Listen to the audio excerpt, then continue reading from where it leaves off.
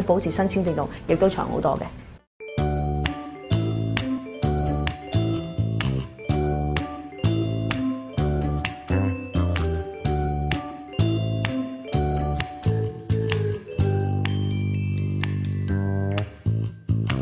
Hi， 我叫凌太啊，我係一個多倫多嘅師奶。我嘅優點咧就係我好希望我對仔女同埋我個老公就得健健康康。但係點樣先叫健康咧，我就唔知啦。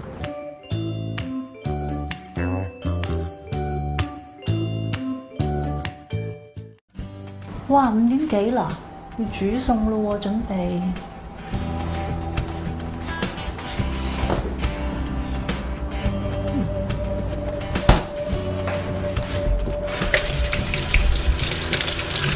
我今次做得啱啦啩？錯晒！你咁樣叫洗手，咁樣係濕下對手咋？大家估下呢個砧板、刀、手同埋呢個櫥櫃台即係 counter 嚟講有咩關係咧？就有咩關係？就係呢個叫 cross contamination， 叫做交叉感染啊！好多時啦，我哋就會擔心，哇！食物嚟講咧，會唔會即係我哋處理得唔好嘅溫度啊、濕度啊，甚至乎因為本身蛋白質令到食物呢個滋生咗咧。但事實真正令佢滋生，除咗頭先以上講嘅3個因素之外咧，就係呢4樣嘢咧，亦都好大嘅關係嘅。如果呢4樣嘢某一個步驟做得唔好咧，都會令到植物好容易滋生細菌嘅。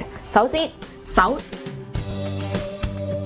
正確嘅洗手方法係用暖水洗手。雖然暖水唔可以殺死細菌，但係可以比較容易咁去除手上嘅細菌。然後用番梘擦出泡沫，去除細菌嘅效果就會更加好啦。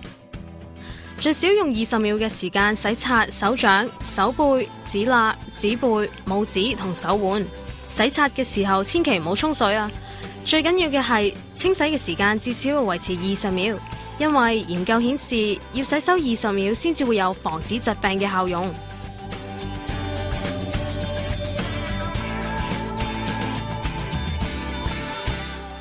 洗刷之後，先用清水將雙手咁徹底沖乾淨，用乾淨嘅毛巾或紙巾將雙手徹底抹乾。雙手洗乾淨之後，唔好再直接去掂水龍頭，可以用紙巾閂水。記得掂食物之前同之後都要咁樣洗手啊！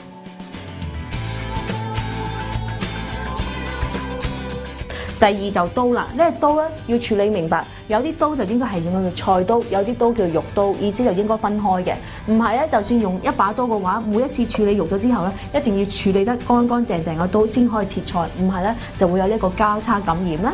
第3就係我哋嘅我哋叫做砧板啦。砧板嚟講咧，因為砧板本身好平，咁我都通常啦都會建議屋企咧最少有2個砧板。咁通常啦，我會揀紅色嘅砧板係切肉嘅，綠色嘅砧板可以切菜啊或者其他水果嗰方面，咁比較容易啲記得啦。咁呢個就砧板啦。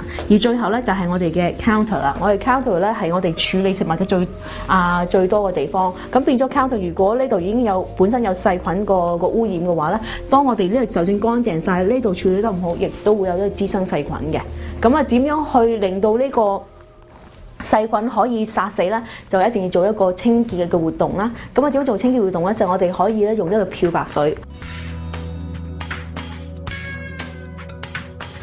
永遠咧係1對20嘅 ，OK？意思如果你任何嘅情況，你要溝翻稀就1對20嘅水。